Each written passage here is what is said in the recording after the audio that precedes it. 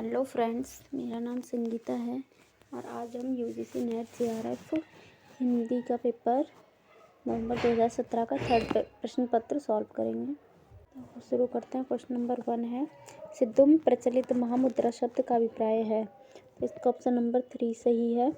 सिद्ध प्राप्ति हेतु स्त्री ससर्ग। इसकी व्याख्या देखते हैं। सिद्धों में प्रचलित महामुद्रा शब्द का अभिप्राय सिद्धि प्राप्ति हेतु स्त्री ससर्ग है। आचार्य रामचंद्र शुक्ल अपने इतिहास में सिद्धों के लिए कहते हैं कि सिद्धि प्राप्ति करने के लिए किसी स्त्री का, जिसे शक्ति योगिनी या महामुद्रा कहते थे, योग या सेवन आवश्यक था। क्वेश्चन नंबर 2 है, जैसी के श्रृंगार में मानसिक पक्ष प्रधान है, शारीरिक गौण। यह कथन किस आलोचक का है? इसका ऑप्शन नंबर 1 सही है। यह रामचंद्र शुक्ल का कथन है। तो इसकी व्याख्या देखते हैं। रामचंद्र शुक्ल के अनुसार जैसी के श्रृंगार में मानसिक पक्ष प्रधान है, शारीरिक गौण है। खा विजय देव नारायण शाही के अनुसार एक अर्थ में जैसी हिंदी के पहले कवि विधिवत कवि हैं। क्वेश्चन नंबर 3 है। इसका ऑप्शन क्वेश्चन पढ़ते हैं। इसमें कोई संदेह नहीं कि कबीर को राम नाम रामानंद जी से ही प्राप्त हुआ, पर आगे चलकर कबीर ने रामानंद के राम से भिन्न कबीर के राम रामानंद के राम से भिन्न हो गए। यह कथन किसका है? ये रामचंद्र शुक्ल जी का कथन है। इसकी व्याख्या देखते हैं हम। हिंदी साहित्य का इतिहास में आचार्य रामचंद्र शुक्ल ने कहा है कि रामानुज की शिष्य परंपरा में होते हुए रामानंद जी भक्ति का एक अलग उदार मार्ग निकाल रहे थे, जिसमें जाति पाति का भेद और खान पान का आचार दूर कर दिया गया था। अतः इसमें कोई संदेह नहीं कि कबीर को राम नाम रामानंद जी से ही प्राप्त हुआ, पर आगे चलकर कबीर के राम रामानंद के राम से भिन्न हो गए। अतः कबीर को वैष्णव संप्रदाय के अंतर्गत नहीं ले सकते। खा हजारी प्रसाद द्विवेदी जी कहते हैं कि कबीरदास में नाथपंथी विश्वास सहज रूप में वर्तमान थे। इस काल के श्रेष्ठ गुरु स्वामी रामानंद द्वारा प्रचलित भक्ति सिद्धांत का बीज पड़ा इस प्रकार। कबीर में एक और यौगिक सिद्धांत की पूरी जानकारी है, तो दूसरी ओर भक्ति साधना की बलदायिनी प्रेरणा। क्वेश्चन नंबर 4 पढ़ते हैं हम। क्वेश्चन नंबर 4 है, विट्ठल नाथ के वल्लभ संप्रदाय में किस तरह की पूजा पद्धति का समावेश किया गया? तो इसमें हो जाएगी युगल उपासना। तो व्याख्या देखते हैं इसकी। विट्ठल नाथ ने वल्लभ संप्रदाय में युगल उपासना पूजा पद्धति का समावेश किया।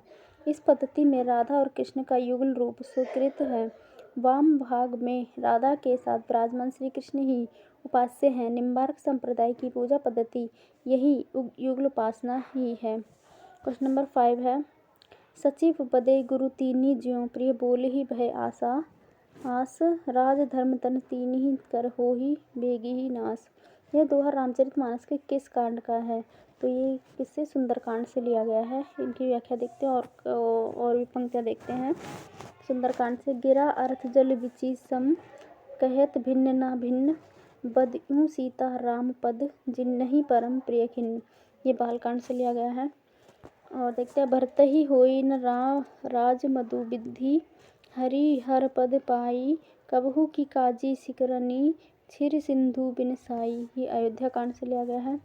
फूल ही फरई ना बेत जदपि सुधा बरसहि जलद मूरख हृदय चेत जो गुरु मिलहि वीरची सम। ये लंका कांड से लिया गया है। क्वेश्चन नंबर 6 है, डॉक्टर पीताम्बर दत्त बड़तवाल के अनुसार रामचंद्रिका है, तो इनको बोला गया है, इन्होंने बोला था। ऑप्शन नंबर 2 ठीक है, फुटकर कविता का संग्रह। पीताम्बर दत्त बड़तवाल की व्याख्या देखते हैं। पीताम्बर दत्त बड़तवाल के अनुसार केशवदास के रामचंद्र का फुटकर कविताओं का संग्रह है। डॉक्टर नगेंद्र के अनुसार असाधारण महाकाव्य है। वहीं रामस्वरूप चतुर्वेदी के अनुसार है छंदों का अजायब घर। क्वेश्चन नंबर 7 पढ़ते हैं। रीति मुक्त कविता की प्रमुख प्रवृत्ति क्या है? तो रीति मुक्त कविता की प्रमुख प्रवृत्ति है स्वानुभूति और स्वच्छंदता। इसकी व्याख्या देखते हैं हम। व्याख्या है, रीति मुक्त कविता की प्रमुख प्रवृत्तियां हैं। का स्वानुभूति और स्वच्छंदता। खा आंतरिक अनुभूतियों का काव्य। गा आत्म प्रधान और व्यक्तिपरक। घा सांकेतिक और व्यंजना प्रधान। चा कल्पना और असाधारणता का प्राचुर्य। छा भाव प्रधान अधिक और रूप प्रधान कम। जा भावावेग का उच्छल प्रवाह। क्वेश्चन नंबर 8 है, सीख सिखाई न मानती है, बर ही की बस संग सखीन के आवे। खेलत खेल नए जल में, बिना काम वृथा कत जाम बितावे। छोड़ के साथ सहेलिन को रही, के कही कोई कौन सवा दही पावे। कौन परी यह बानी अरि नित नीर भरी, गगरी ढरकावे। इस समय में नायिका सखी को कौन सा भाव व्यक्त किया गया है, तो इसमें हो जाएगा हमारा ऑप्शन नंबर 3 उपालंब भाव दिया गया है। इसकी व्याख्या देखते हैं। यह सपैया प्रताप शाही की व्यंग्यार्थ कौमुदी का है। इन पंक्तियों में नायिका की सखी द्वारा नायिका के लिए उपालंब उल्हाना का भाव व्यक्त किया गया है। आचार्य रामचंद्र शुक्ल ने वैसंधि की मधुर क्रीड़ावृत्ति कहा है। क्वेश्चन नंबर 9 पढ़ते हैं हम। घुसती है लाल लाल मशाल अजीब सी, अंतराल विवर के तम में लाल लाल कुहरा, कुहरे में सामने रक्त लोक स्नात पुरुष एक रहस्य साक्षात। उपयुक्त काव्य पंक्ति मुक्ति बोध की किस कविता से है, तो ये ली गई है हमारे अंधेरे में कविता से। ठीक है, आगे क्वेश्चन देखते हैं, इसकी पंक्तियाँ और भी देखते हैं व्याख्या में। हाय रे मेरी ही स्फूर्ति मुख, मेरा ही अनादर करते हैं, तिरस्कार करते हैं, अविश्वास करते हैं। एक स्वप्न कथा से है। सुबह से शाम तक काम की तलाश में, इस गुजरे हुए दिन की निरर्थकता की आग में जलता धुआं हुआ, ये मुझे याद आते हैं। और आगे की पंक्ति है। मुझे भ्रम होता है कि प्रत्येक पत्थर में चमकता हीरा है, हर एक छाती में आत्मा धीरा है, प्रत्येक स्मित में विमल सदा नीरा है, ये मुझे कदम कदम पर। इस कविता से ली गई पंक्ति है। क्वेश्चन नंबर 10 है। प्रियंवद निम्नलिखित में किस कविता से संबंधित है, तो वो है असाध्य वीणा से संबंधित। ऑप्शन नंबर 2 हो जाएगा इसका सही। प्रियंवद असाध्य वीणा हग्गे की कविता है। कर्णदेव प्रलय की छाया प्रसाद की कविता है। ब्रह्म राक्षस कविता से मुक्ति बोध की मनु कामयानी के प्रसाद से है।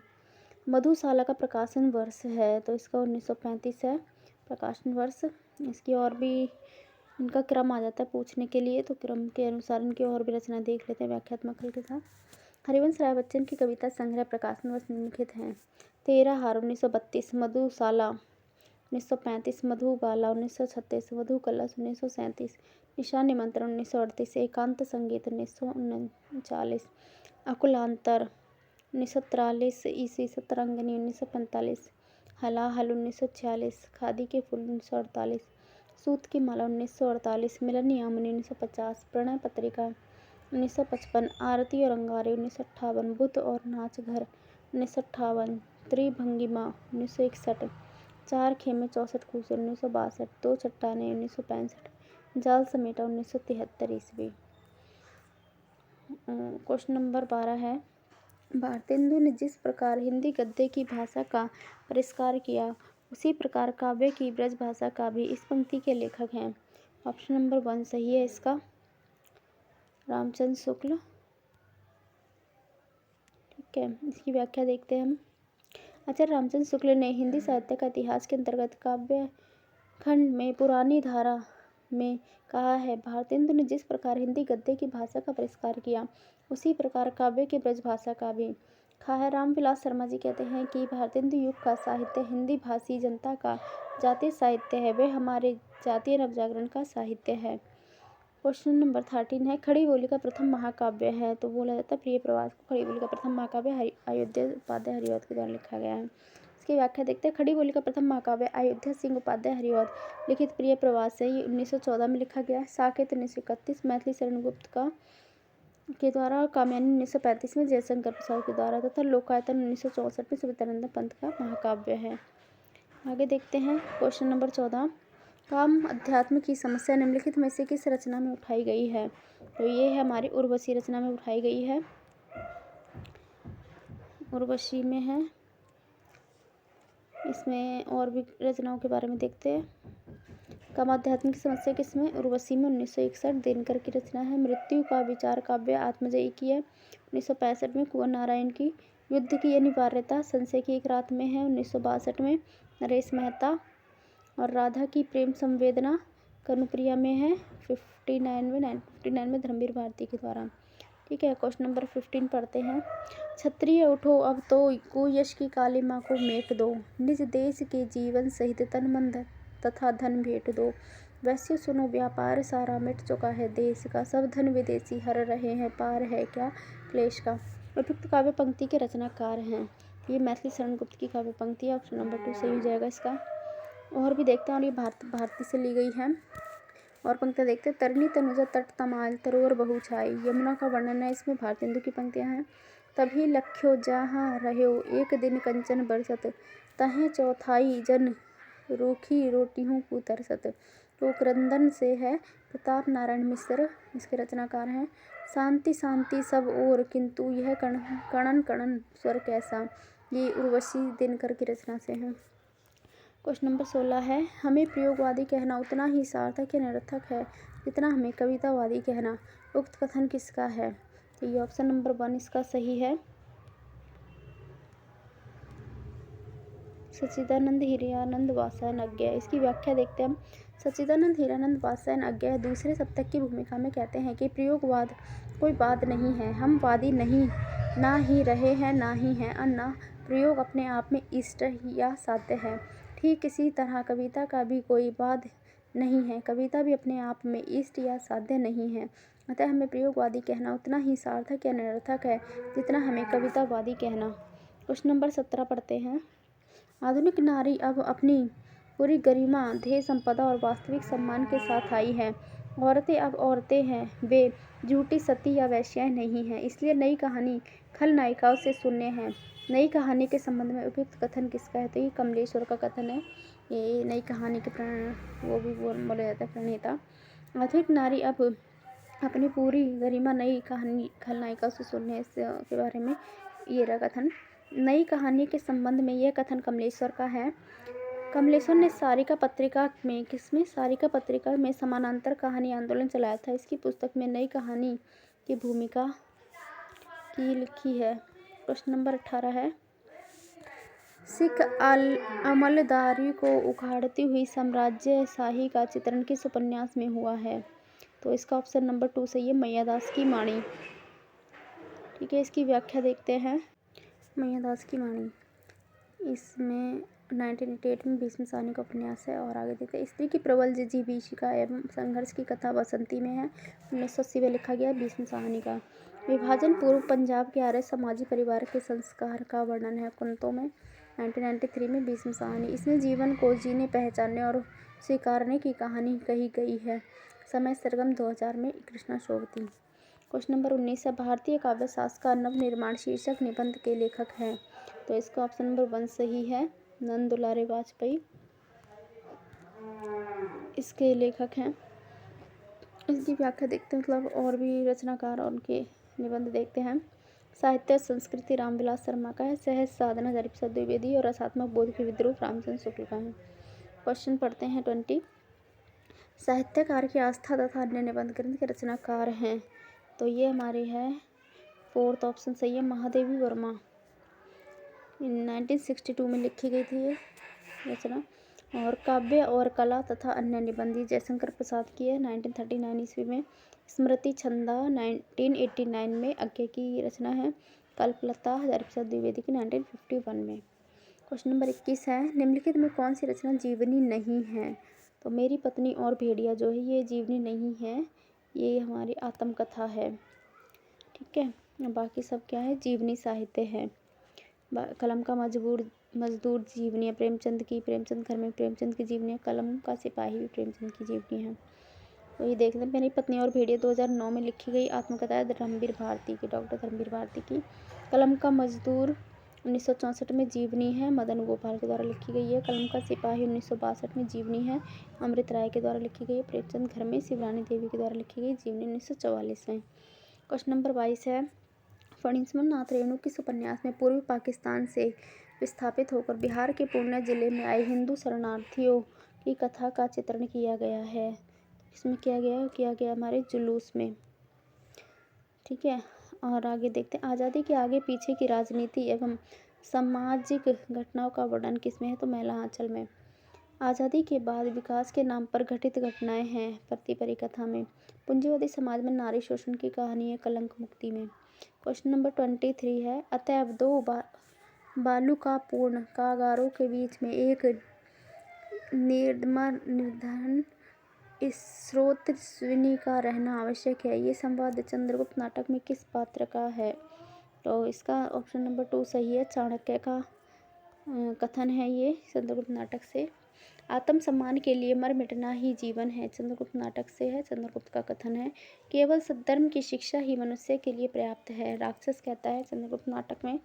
इतनी नीचता, अभी उस लज्जाजनक अपराध को प्रकट करना बाकी हो रहा उल्टा वियोग, सिल्यूकस है चंद्रगुप्त नाटक से कहता है। क्वेश्चन नंबर 24 है, अभिव्यक्ति की स्वतंत्रता का प्रश्न सुरेंद्र वर्मा के किस नाटक में आया है? इसका ऑप्शन नंबर 2 ठीक है, 8वां सर्ग में आया है इसमें, तो 8वां सर्ग में। इसकी व्याख्या देख लेते हैं। 8वां सर्ग में ये नारी सार्थकता एवं नारी पूर्णता की तलाश, सूर्य की अंतिम किरण से सूर्य की पहली किरण तक की इसमें इस नाटक में है। व्यक्ति की परिस्थिति के अनुसार विभिन्न स्थितियों का वर्णन नायक खलनायक विदूषक में है। संघर्ष विहीन प्राचीन नाट्य दृष्टि का पुनर्निर्माण किसमें? शकुंतला की अंगूठी में है। क्वेश्चन नंबर 25 पढ़ते हैं। रस सूत्र विभावा अनुभाव व्यभिचारी संयोग दृश्य निष्पत्ति किस ग्रंथ में आया है? ये हमारा नाट्य शास्त्र से लिया गया भरतमुनि का है, इसको ग्रंथ का सूत्र है। यह ग्रंथ भरतमुनि द्वारा रचित में इसमें कहा गया है कि विभाव अनुभाव और व्यभिचारी संचारी भावों के योग से रस की निष्पत्ति होती है। बाद में 4 विद्वान भट्ट लोल्लट, शंकुक भट्टनायक और अभिनव गुप्त ने क्रमशः इस सूत्र की व्याख्या की। क्वेश्चन नंबर 26 पढ़ते हैं। जहाँ बिना कारण के ही कार्य की संभावना व्यक्त की गई हो वह कौन सा अलंकार होता है? तो यहाँ होता है हमारा विभावना अलंकार, बिना कार्य के कारण होता है। और व्याख्या देखते हैं, और भी अलंकार देखते हैं इसमें। जहाँ बिना कारण के ही कार्य की संभावना व्यक्त की गई विभावना, बिनु पग चले सुने बिनु काना। निर्दर्शन अलंकार होता है जहाँ बिंब और अनुबिंब भाव से कोई बात बताई जाती है, जैसे उदाहरण है अति खिन मृणाल के तारहु ते ही ऊपर पाँव दे आवनु है। असंगति अलंकार जहाँ पर कारण कार्य स्थान काल आदि की नियम विरुद्ध स्थिति हो या इनमें कोई संगति न बैठे। दृघुर्जत टूटत कुटुंब जुरत चतुरचित प्रीत। अर्थांतर न्यास अलंकार होता है जहाँ सामान्य कथन का विशेष के द्वारा तथा विशेष का सामान्य के द्वारा समर्थन होता है। अर्थांतर न्यास होता है। बड़े जने हूँ गुणन बिनु बिरद बढ़ाई पाए, कहत दूरो सो कनक गहनो गड़ियो न जाई। तो अब क्वेश्चन नंबर 27 हम पढ़ते हैं। निम्नलिखित में कौन सा रस का अव्यय नहीं है? तो भाव रस का अव्यय नहीं है, जबकि विभाव अनुभाव संचारी भाव है। व्याख्या देखते हैं इसकी। विभाव अनुभाव संचारी या संचारी व्यभिचारी रस के अवयव है, मात्र भाव रस का अवयव नहीं है। क्वेश्चन नंबर 28 निम्नलिखित में कौन सा काव्य गुण नहीं है? तीसरा शक्ति काव्य गुण नहीं है, जबकि श्लेष माधुर्य समाधि काव्य गुण है। व्याख्या देखते हैं। आचार्य वामन ने काव्य गुण को 20 भागों में बांटा है, जिसमें 10 शब्द और 10 अर्थ गुण हैं। श्लेष माधुर्य समाधि ओज प्रसाद समता सुकुमारता उदारता अर्थ व्यक्ति कांति बंध काव्य मूल गुण हैं। मुख्यतः काव्य के 3 गुण हैं, माधुर्य ओज और प्रसाद। क्वेश्चन नंबर 29 है। काव्य की पूर्ण अनुभूति के लिए कल्पना का व्यापार कवि और श्रोता दोनों के लिए अनिवार्य है। उक्त कथन किसका है? तो इसका ऑप्शन नंबर 1 ठीक है, आचार्य रामचंद्र शुक्ल का कथन है। इसकी व्याख्या देख लेते हैं हम। आचार्य रामचंद्र शुक्ल ने चिंतामणि भाग 1 में संकलित निबंध रसात्मक बोध के विविध रूप के अंतिम अवनीति में कहा है कि काव्य की पूर्ण अनुभूति के लिए कल्पना का व्यापार कवि और श्रोता दोनों के लिए अनिवार्य है। काव्य की कोई उक्ति कान में पड़ते समय जब काव्य वस्तु के साथ वक्ता या बोधव्य पात्र को कोई मूर्त भावना भी खड़ी रहती है, तभी तन्मयता प्राप्ति होती है। क्वेश्चन नंबर 30 है। अरस्तु द्वारा रचित पोएटिक्स ऑन पोएटिक्स नामक ग्रंथ में कितने अध्याय हैं? तो इसमें हमारे 26 अध्याय हैं। इसकी व्याख्या देखते हैं। अरस्तु के ग्रंथ पोएटिक्स में 26 अध्याय हैं। इसमें काव्यात्मक सृजन के लिए भाषा, लय और संगीत की बात की गई है। क्वेश्चन नंबर 31 पढ़ते हैं। क्वेश्चन नंबर 31 है। निम्नलिखित में कौन सा कथन मार्क्सवादी सिद्धांत के अनुकूल नहीं है? तो इसका ऑप्शन नंबर 4 सही है, बाकी ऑप्शन आप पढ़ लेना। इस साम्यवादी व्यवस्था में भी राज्य तथा समस्त राजनीति और कानूनी ढांचे बने रहेंगे। आगे इसकी व्याख्या देखते हैं हम। दिए गए विकल्पों में चौथा कथन अनुकूल नहीं है। साम्यवाद के संबंध में मार्क्स का कहना है कि साम्यवाद में राज्य संस्थान का अंत हो जाएगा, व्यक्तिगत संपत्ति खत्म हो जाएगी, एक राज्यहीन व वर्गहीन समाज की स्थापना हो जाएगी। इस युग में व्यक्ति पूर्ण रूप से स्वतंत्र होगा। ये साम्यवाद का चरम आदर्श है। तो बाकी ऑप्शन जो सही है उन्हें देख लेते हैं, फर्स्ट, सेकंड और थर्ड को। मार्क्सवादी दर्शन का अनिवार्य घटक है द्वंद्वात्मक भौतिकवाद। ऑप्शन नंबर 2 है मनुष्य के समस्त सामाजिक संबंध उसके उत्पादन संबंधों पर आधारित होते हैं। ऑप्शन नंबर 3 है समाजवाद और साम्यवाद में आर्थिक तथा सामाजिक परिपक्वता में अंतर होता है। क्वेश्चन नंबर 32 पढ़ते हैं। निम्नलिखित में से किसका संबंध उत्तराधुनिकता से नहीं है? तो इसका ऑप्शन नंबर 4 सही है, रेमंड का नहीं है। बाकी सब उत्तराधुनिकता से संबंधित है। जॉक देरिदा, डेनियल बेल, रोला बार्थ। व्याख्या देखते हैं। उत्तराधुनिकतावादियों में लियोतर, बोद्रिया, Frederick Jamieson, Jacques देरिदा, Daniel bell और रोला बार्थ आदि प्रमुख हैं। क्वेश्चन नंबर 33 पढ़ते हैं। पीर भरो जिया धीर धरे नहीं जैसे कैसे रहे जल जाल के बांधे। उपयुक्त काव्य पंक्ति में स्त्री की किस मन स्थिति का संकेत किया गया है? तो इसका ऑप्शन नंबर है 1 ठीक है। दुखातिरेक जो इसकी स्थिति है स्त्री की उसका उल्लेख किया गया है। व्याख्या देखते हैं। पंक्ति में स्त्री की मन स्थिति दर्शा रही है कि वह अत्यंत ही पीड़ित है, अर्थात वह दुख अतिरेक आवश्यकता से अधिक से व्यथित है। दुख इतना ज़्यादा है कि उसके हृदय धैर्य धारण नहीं कर पा रहा है, वह से बंधित रहने में असमर्थ है। क्वेश्चन नंबर 34 तुलसीदास ने रामचरितमानस के किस कांड में कलयुग वर्णन किया है? तो ये उत्तरकांड में किया है उन्होंने। 4th ऑप्शन इसका सही है, उत्तरकांड में। व्याख्या देखते हैं। रामचरितमानस 7 कांडों में विभक्त है। इसके अनुक्रम भी पूछा जाता है इस कांडों का। तुलसीदास ने कलयुग उत्तरकांड में कलयुग का वर्णन किया है। अयोध्या कांड मानस की हृदय स्थली कहा जाता है, याद रखना। क्वेश्चन नंबर 35 है। इसने निर्जर बह गया रेत ज्यों तन रह गया। प्रोक्त गीत किस कविता से है? तो ये हमारे सूर्यकांत त्रिपाठी निराला की कविता से लिया गया है। ठीक है। सब जीवन बीता जाता है धूप छां के खेल सादृश। प्रसाद की पंक्ति है। आज के बिछड़े ना जाने कब मिलेंगे, आज से दो प्रेम योगी अब योगी ही रहेंगे। नरेंद्र शर्मा की पंक्तियाँ हैं। मैं तुम्हारी मौन करुणा का सहारा चाहता हूँ, ये राम कुमार वर्मा के कथन है। क्वेश्चन नंबर 36 है। आत्मजय की कथा वस्तु निम्नलिखित में किस पर आधारित है? तो कठोपनिषद पर आधारित है ये। इसकी व्याख्या देखते हैं। आत्मजय 1965 में कुंवर नारायण द्वारा रचित एक प्रबंध काव्य है। ये कठोपनिषद नचिकेता प्रसंग पर आधारित है। क्वेश्चन नंबर 37 है। सोनी घाटी का सूरज उपन्यास के लेखक हैं? तो सोनी घाटी का सूरज जो है पहला ऑप्शन सही है, श्रीलाल शुक्ल का उपन्यास है। सोनी घाटी का सूरज 1957 में लिखा गया था। यह पतबंधु था। 1962 में नरेश मेहता का है। ना खुदा ना सनम 1980 में हिमांशु श्रीवास्तव का है। अर्ध कुंभ की यात्रा 1989 ईस्वी में शैलेश मटियानी। क्वेश्चन नंबर 38 है। काम और राम का द्वंद्व किस उपन्यास में चित्रित है? तो ये हमारा क्या गया है, मानस का हंस में 1972 में काम और राम का द्वंद्व है। अमृतलाल नागर के द्वारा लिखा गया है। चित्रलेखा 1934 में पाप और पुण्य का नैतिक प्रश्न है, भगवती चरण वर्मा। खंजन नयन 1981 ईस्वी में सूरदास पर है, अमृतलाल नागर। नाट्य बोध गोपाल 1978 ईस्वी में महत्तर समाज पर आधारित है, अमृतलाल नागर। क्वेश्चन नंबर 39 है कि मैं इस घर से ही अपने अंदर कुछ ऐसी चीज़ लेकर गई हूँ जो किसी भी स्थिति में मुझे स्वाभाविक नहीं रहने देती। आधे अधूरे नाटक के प्रस्तुत संवाद का संबंध किस पात्र से है? ये इसका संबंध है बड़ी लड़की। इसकी व्याख्या देख लेते हैं। आधे अधूरे नाटक इसके पात्र है बड़ी लड़की। मैं इस घर से कुछ ऐसी चीज़ लेके ऊपर कथन दे रखा हुआ है। छोटी लड़की, हाँ बड़े हो गए हैं, पता नहीं किस वक्त छोटे हो जाते हैं, किस वक्त बड़े हो जाते हैं। स्त्री कहती है सब के सब एक से, बिल्कुल एक से हैं आप लोग, अलग अलग मुखौटे पर चेहरा सबका एक ही। क्वेश्चन नंबर 40 है। करवा किसका एकांकी है? तो कारवा जो एकांकी है हमारा किसका है, भुवनेश्वर प्रसाद का है। भुवनेश्वर प्रसाद की एकांकी है। चार बाह्य पेन्नाथस की एकांकी है, इंसान विष्णु प्रभाकर की और पृथ्वीराज की आंख है राम कुमार वर्मा की। क्वेश्चन नंबर 41 पढ़ते हैं। क्वेश्चन नंबर 41 है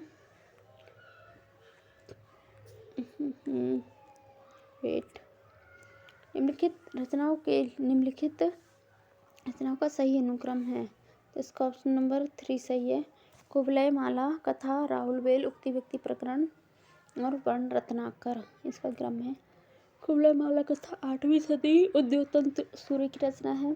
राहुल बेल 10वीं सदी, रोड़ा कवि की रचना है। उक्ति व्यक्ति प्रकरण 12वीं सदी, दामोदर भट्ट की रचना है। वर्ण रत्नाकर 14वीं सदी, ज्योतिश्वर ठाकुर की रचना है। जबकि क्वेश्चन नंबर 42 है, रचना काल की दृष्टि से निम्नलिखित काव्य कृतियों का सही अनुक्रम है। तो थर्ड ऑप्शन इसका सही है, पहुपावती, हंस जवाहिर, अनुराग बासरी, यूसुफ जुलेखा। ठीक है, तो पहुपावती 1725 ईस्वी में हुसैन अली की रचना है। हंस जवाहिर 1731 में कासिम शाह की रचना है। अनुराग बासरी 1764 में नूर मोहम्मद की रचना है। यूसुफ जुलेखा 1790 में शेख निसार की रचना है। क्वेश्चन नंबर 43 है, रचना काल की दृष्टि से निम्नलिखित कृतियों का सही अनुक्रम है। तो इसमें देख लेते हैं। कीर्ति लता 14वीं सदी, विद्यापति की रचना है। भक्तमाल 1585 ईस्वी में केलवर नाभादास की है। चिताई वार्ता 1590 में नारायण दास की है। चित्रावली 1613 में उस्मान की रचना है। और उसके बाद है क्वेश्चन नंबर 44, प्रकाशन वर्ष के अनुसार आज्ञा की निम्नलिखित रचनाओं का सही अनुक्रम है। इत्यालाम, आंगन के पार द्वार, हरी घास पर क्षण भर, कितनी नाव में कितनी बार। तो इसका ऑप्शन नंबर प्रकाशन वर्ष के अनुसार हमारा ऑप्शन नंबर 3 सही है। ये देखते हैं इन रचनाओं का क्रम है। इत्तेलाम, हरी घास पर क्षण भर, आंगन के पार द्वार, नाव में कितनी बार। इसका सही अनुक्रम व्याख्या देख लेते हैं हम। भग्नदूत 1933 में, इत्तेलाम 1946 में, हरी घास पर क्षण भर 1949, आंगन के पार द्वार 1961, कितनी नाव में कितनी, 1967, अब कोई घर आपने देखा है 1986। उसके बाद क्वेश्चन नंबर 45 है, प्रकाशन वर्ष के अनुसार निम्नलिखित रचनाओं का सही अनुक्रम है। तो फोर्थ ऑप्शन सही है इसका, प्रेम माधुरी, श्रांत पथिक, प्रिय प्रवास और मिलन। प्रेम माधुरी 1875 में भारतेंदु हरिश्चंद्र की रचना है। प्रेम माधुरी भारतेंदु हरिश्चंद्र की रचना है ये रही। फिर शांत पथिक 1902 में श्रीधर पाठक, प्रिय प्रवास 1914 में हरिऔध, मिलन 1917 में रामनरेश त्रिपाठी। क्वेश्चन नंबर 46 पढ़ते हैं, प्रकाशन वर्ष के अनुसार महादेवी वर्मा की निम्नलिखित रचना का सही अनुक्रम है। तो इसका ऑप्शन नंबर 4 सही है। प्रकाशन वर्ष के अनुसार इसमें निहार, रश्मि, नीरजा, दीपशिखा, नीरदीप से याद कर लो। प्रकाशन वर्ष के अनुसार हम महादेवी वर्मा की रचना देखते हैं। निहार 1930, रश्मि 1932, नीरजा 1935, शांति गीत 1936, यामा 1940, दीपशिखा 1942, सप्तपर्णा 1960, नीलंबरा 1983, प्रथम आयाम 1984, अग्निरेखा 1990। क्वेश्चन नंबर 47 है, जन्म काल के अनुसार निम्नलिखित रचनाकारों का सही अनुक्रम है। तो ऑप्शन नंबर 1 इसका सही है, शमशेर बहादुर सिंह। उसके बाद है भवानी प्रसाद मिश्र। उसके बाद है गजानन माधव मुक्तिबोध, भरतभूषण अग्रवाल। इनका टाइमिंग देख लेते हैं और इनका जन्म स्थान। शमशेर बहादुर सिंह 1911 देहरादून में, भवानी प्रसाद मिश्र 1914 होशंगाबाद में, गजानन माधव मुक्तिबोध 1917 ग्वालियर, भरतभूषण अग्रवाल 1919 मथुरा। क्वेश्चन नंबर 48 है, प्रकाशन वर्ष के अनुसार निम्नलिखित उपन्यासों का सही अनुक्रम है। तो ऑप्शन नंबर 2 ठीक है। आपका बंटी, चितकोबरा, सालमली और कठगुलाब। इनका प्रकाशन वर्ष देख लेते हैं हम। आपका बंटी 1971 का है, मन्नू भंडारी का। चितकोबरा 1979 में मृदुला गर्ग, सालमली 1987 नासिरा वर्मा शर्मा और कठगुलाब है 1996 में मृदुला गर्ग का। उसके बाद हम आ गए क्वेश्चन नंबर 49 में, प्रकाशन वर्ष के अनुसार निम्नलिखित कहानियों का सही अनुक्रम है। तो इसका ऑप्शन नंबर 3 सही है हमारा। दो बैलों की कथा, बड़े भाई साहब, कफन, क्रिकेट मैच। इनकी और भी कहानियाँ देख लेते हैं हम। प्रकाशन वर्ष के अनुसार अनुक्रम है, दो बैलों की कथा 1931 में, बड़े भाई साहब 1934 में, कफन 1936, क्रिकेट मैच 1937 में। क्वेश्चन नंबर 50 है, रचना काल के अनुसार निम्नलिखित नाटकों का सही अनुक्रम है। तो हमारा ऑप्शन नंबर 4 सही है। मादा कैक्टस, द्रौपदी सिंहासन खाली है, एक और द्रोणाचार्य। मादा कैक्टस 1959 में है, द्रौपदी 1972 में है। ये मादा कैक्टस लक्ष्मी नारायण लाल का है, द्रौपदी सुरेंद्र वर्मा का है। सिंहासन खाली 1974 में सुशील कुमार सिंह का है। एक और द्रोणाचार्य 1977 में शंकर शेष का नाटक है। ठीक है।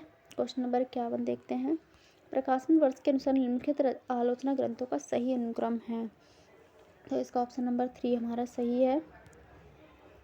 प्रेमचंद और उनका युग, ये इसका कथन यह है 1952 में। उसके रामविलास शर्मा का है कामयानी एक पुनर्विचार। ये 1961 में है, मुक्तिबोध का। इसके बाद है साहित्य और इतिहास दृष्टि, 1981 में मैनेजर पांडे। वाद विवाद संवाद 1989 में नामवर सिंह का है। क्वेश्चन नंबर 52, प्रकाशन वर्ष के अनुसार निम्नलिखित आत्मकथाओं का सही अनुक्रम बताना है।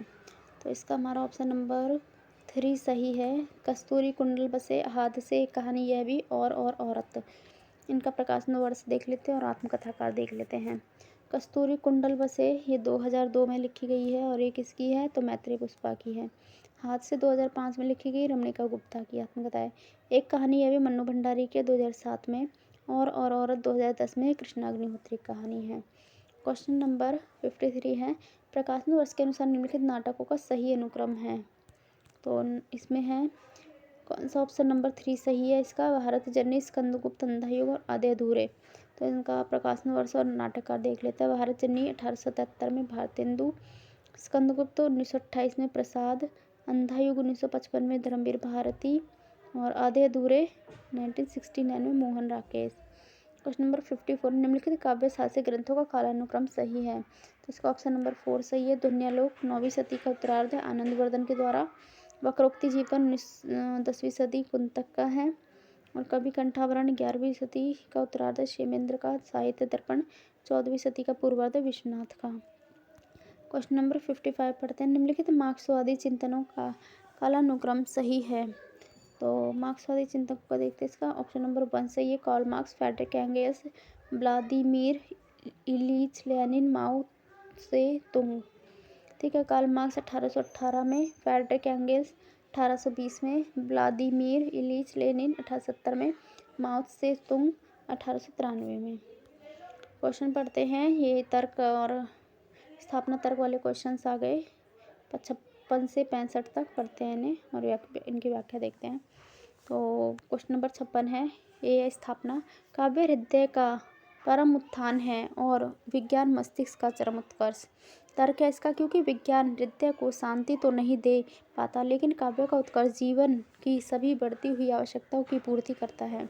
इसका ऑप्शन नंबर 4 तुम्हारा सही है, ए सही है, आर गलत है। ये सही आर गलत व्याख्या देते हैं। काव्य का संबंध व्यक्ति के हृदय पक्ष से है, यह संवेगों का संवहन करती है। विज्ञान का संबंध व्यक्ति के मात्र विचार पक्ष से है, यह संवेगों का दमन करता है। विज्ञान शांति और अशांति दोनों देता है, लेकिन काव्य जीवन की बढ़ती हुई सभी आवश्यकताओं की पूर्ति नहीं कर सकता था। स्थापना ए सही, आर गलत है। क्वेश्चन नंबर है 57, स्थापना है लोक आख्यान की निर्मित सामूहिक अचेतन की प्रक्रिया है। तर्क है, क्योंकि लोक में इसके निर्माण की प्रक्रिया अनवरत चलती रहती है। तो इसके ऑप्शन नंबर दोनों सही है, ए आर। तो ऑप्शन नंबर 2 सही है। इसकी व्याख्या देखते हैं। लोक आख्यान लोक के कहने या सूचित करने या वर्णन करने की प्रक्रिया या क्रिया का भाव। निर्मित सामूहिक अचेतन ऐसी धारणा, भाव, विचार या संस्कार जो मन में अंदर ही अंदर अपना कार्य करते रहते हैं और जिसका प्रत्यक्ष भान उस समय मनुष्य को नहीं होता, कि निरंतर चलने वाली एक प्रक्रिया है। संसार में इनके निर्माण की प्रक्रिया अप्रत्यक्ष रूप से चलती रहती है। ए और आर तर्क दोनों सही हैं। क्वेश्चन नंबर 58 है, स्थापना है जयशंकर प्रसाद के नाटकों में द्वंद्व का समन्वय है। द्वंद्व का समन्वय है क्योंकि उनके नाटकों की संरचना पश्चिमी और आत्मा भारतीय है। ऑप्शन नंबर 2 इसका सही है, दोनों ऑप्शन सही हैं। व्याख्या देखते हैं। जयशंकर प्रसाद के नाटकों में रस और द्वंद्व का समन्वय है, इनके नाटकों की यह मूल विशेषता ही है। प्रसाद के नाटकों की संरचना अर्थात रचना प्रक्रिया पर पाश्चात्य प्रभाव है, जबकि नाटकों की आत्मा पर भारतीय अर्थात रस का प्रभाव है। पश्चिम में नाटक का केंद्र अनुकरण होता है, जबकि भारत में रस होता है। ए और आर दोनों सही हैं। क्वेश्चन नंबर 59 है, कलाकार साहित्य को सुंदर बनाता है, शिव तत्व की उपलब्धि कराता है। तर्क है, इसलिए सृजन व्यापार कलाकार का आत्म कल्याण है, लोक मंगल नहीं। तो इसका ऑप्शन नंबर 3 सही है, ए सही, आर गलत। इसकी व्याख्या पढ़ते हैं। शिव का तात्पर्य है कल्याणकारी, जो कल्याणकारी है वही सुंदर है और जो सुंदर है वह सत्य है। अतः कलाकार सत्य को सुंदर बनाकर शिव तत्व की उपलब्धि कराता है। इसे सृजन व्यापार कलाकार का आत्म कल्याण नहीं है, बल्कि वह लोक मंगल की क्रिया है। अतः स्थापना ए सही और आर गलत है। क्वेश्चन नंबर 60 है, स्थापना है भूमंडलीकरण विश्व की पूंजीवादी संस्कृति व्यवस्था है, वसुदैव कुटुंबकम नहीं। तर्क है, क्योंकि पूंजीवादी व्यवस्था ने स्थानिक संस्कृति को संपूर्णतः नष्ट कर दिया और अब पूरा विश्व ही परिवार है। इसका ऑप्शन नंबर हमारा 60 का 2 ठीक है, ए सही, आर गलत है। करते हैं इसकी व्याख्या है। भूमंडलीकरण विश्व की पूंजीवादी सांस्कृतिक व्यवस्था है, इसे हम बाजारीकरण कह सकते हैं। वसुधैव कुटुंबकम संपूर्ण विश्व को एक परिवार मानता है, बाजार नहीं। पूंजीवादी व्यवस्था ने स्थानीय संस्कृति को नष्ट किया है और उसे बाजारू भी बना दिया है। पूंजीवाद में पूरा विश्व एक परिवार नहीं बल्कि एक बाजार है, अतः स्थापना ए सही और आर गलत है। क्वेश्चन नंबर 61 है, स्थापना है। पश्चिम के नए ज्ञानोदय में बहुस्तरीय वर्चस्ववाद का निषेध किया गया है। तर्क है, इसी कारण साहित्यिक चेतना में न केवल विखंडन समाप्त हुआ बल्कि एकात्मकता को बढ़ावा मिला। तो इसका ऑप्शन नंबर 4 है, दोनों ही ऑप्शन गलत हैं। पश्चिम के नए ज्ञानोदय में वस्तुस्तरीय वर्चस्ववाद को बढ़ावा दिया गया है, इसके कारण ही साहित्यिक चेतना में विखंडन को बढ़ावा मिला और एकात्मकता समाप्त हुई है। इसके ए और आर दोनों गलत हैं। क्वेश्चन नंबर 62 है, सांस्कृतिक स्थापना है। सांस्कृतिक एक रूपता साहित्य के लोकतंत्र में अनिवार्य है। तर्क है, क्योंकि बहुलतावाद साहित्यिक संवेदना को खंडित करता है। तो इसका ऑप्शन नंबर 3 सही है, दोनों ऑप्शन गलत हैं। व्याख्या देखते हैं। सांस्कृतिक एक रूपता साहित्य के लोकतंत्र में अनिवार्य नहीं है, इससे वैचारिक पतन होता है। व्यक्ति को साहित्य में अपने विचारों की अभिव्यक्ति के लिए स्वतंत्र होना चाहिए। बहुलतावाद साहित्यिक संवेदना को खंडित नहीं बल्कि विविध प्रकार से विचार करने हेतु प्रेरित करता है, इसलिए ए आर दोनों गलत हैं।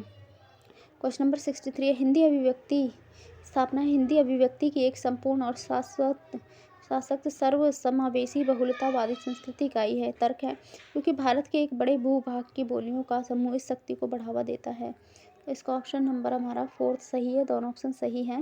व्याख्या पढ़ते हैं। हिंदी भाषा अभिव्यक्ति की एक संपूर्ण और सशक्त सर्वसमावेशी सबको समाहित करने वाली बहुलतावादी विचारों की विविधता को एक संस्कृति सूत्र में बांधने वाली इकाई है। हिंदी भाषा भारत के एक बड़े भूभाग लगभग पूर्णतः 9 राज्यों में बोली जाने वाली बोलियों का समूह है, वो किसकी शक्ति को और बढ़ाता है। कथन ए तथा दोनों सही हैं।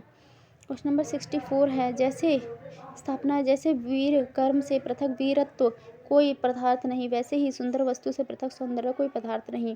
तर्क है, क्योंकि सौंदर्य बाहर की कोई वस्तु नहीं है, मन के भीतर की वस्तु है। जो भीतर है वही बाहर है। तो ऑप्शन नंबर इसका 3 सही है, दोनों ऑप्शन सही हैं। व्याख्या देखते हैं। जिस प्रकार वीर कर्म वीरतापूर्ण कार्य के ना होने से वीर तत्व वीरता का भाव नहीं हो सकता, ठीक उसी प्रकार सुंदर की अनुपस्थिति में सौंदर्य सुंदर का भाव नहीं हो सकता।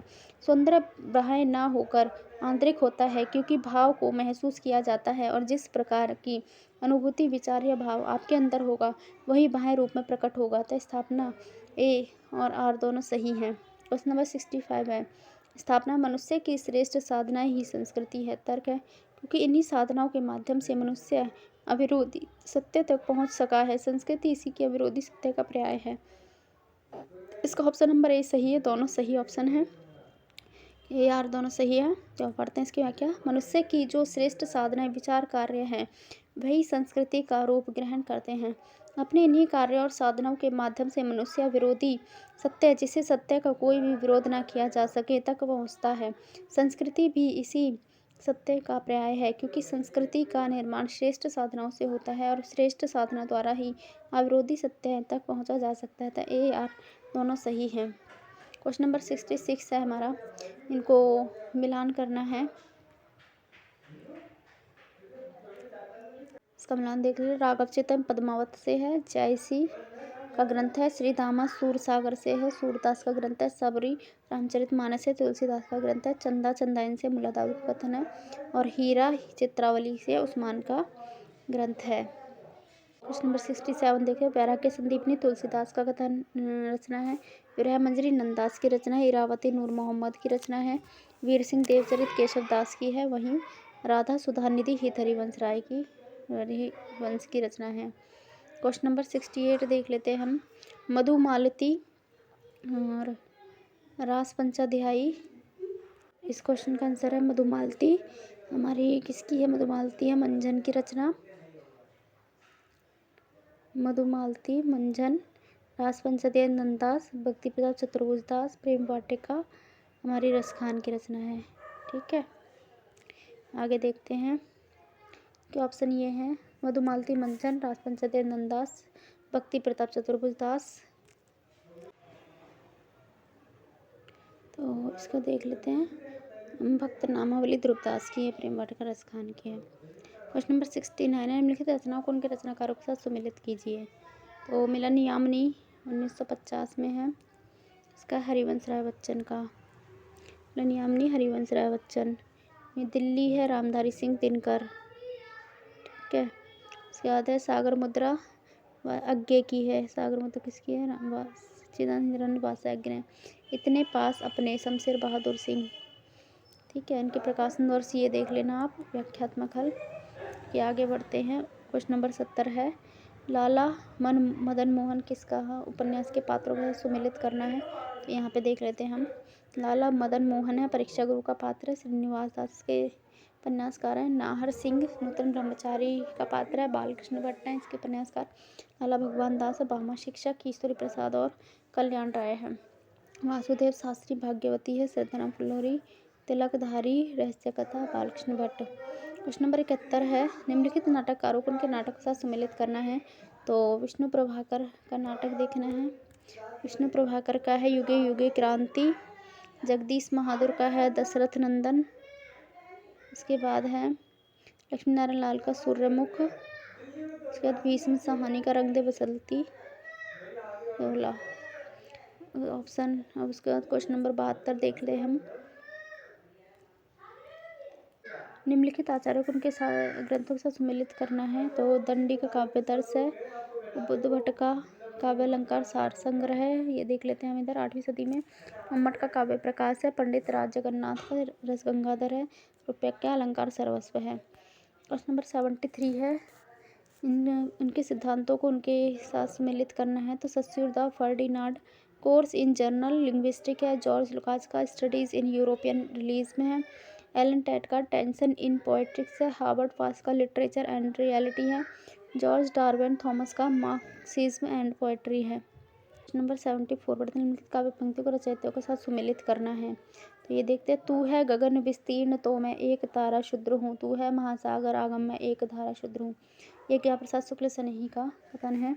निकल रही है उर से हाथाक रहे सब तेरी राह, चातक खड़ा चोंच खोले है संपुट खोले सीप खड़ी, मैं अपना घट लिए खड़ा हूँ अपनी अपनी हमें पड़ी। झंकार से लिया गया मैथिली शरण गुप्त। जल उठे स्नेह कर रहा अंधेरा आंसू जयशंकर प्रसाद की।